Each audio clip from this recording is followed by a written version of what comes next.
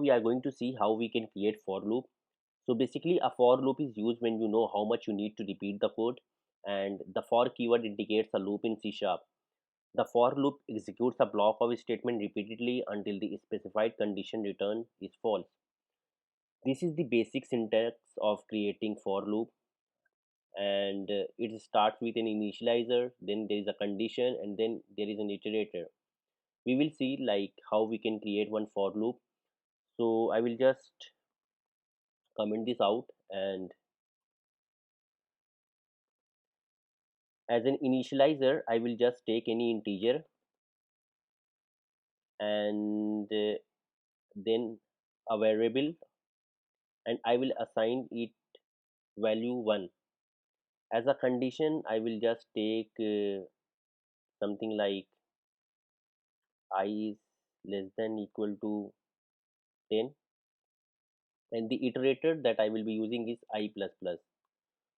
So what this will do, this piece of code, this will run from I to 1 till I is less than equal to 10, and each time it is going to increment I. So I will start from 1, then it will see I is less than equal to 10, yes it is less than equal to 10, it will come here I plus plus, so it will just make it 2 and it will come down. So once it's come down we see that the I value was 1, it will print 1, and here it has not taken 2 as the value. Then it will go up, and then it will again see 2 is less than equal to 10, then it will increment I plus plus as 3, and then it will come down and print 2. So let us see what result we are getting once we are printing it.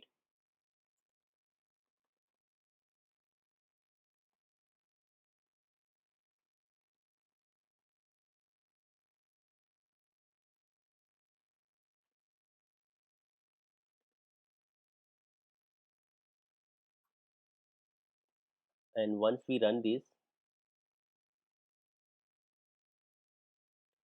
so we see the value or the value of I is getting printed from 1 2 3 4 5 6 7 8 9 10.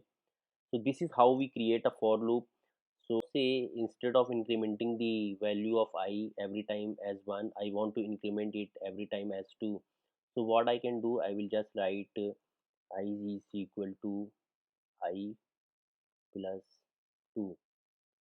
So now let us see what we are getting. So we are getting 1 3 5 7 9 because the integer I 1, it is starting from 1, it is looking like I is less than equal to 10, yes I is less than equal to 10, and then it is incrementing the value of I is equal to I plus 2. So 1 plus 2 3, it is coming down, it is printing 1 from here, and then it is going up, it is looking like 3 is less than equal to 10, yes it is going here, then it is incrementing the value of I 3 plus 2 5, and then it is coming down and it is printing I, which is the original value 3. Again it is going up and it is looking like I is less than equal to 5, yes 5 is less than equal to 5, here it is make the value of I as 7, and then here it is going to print 5. So this will repeat until I is less than equal to 10, and the last value that we are getting is 9. So this is how we are creating for loop. Hopefully that was helpful. In the next video we will be talking about nested for loop. Thank you and subscribe.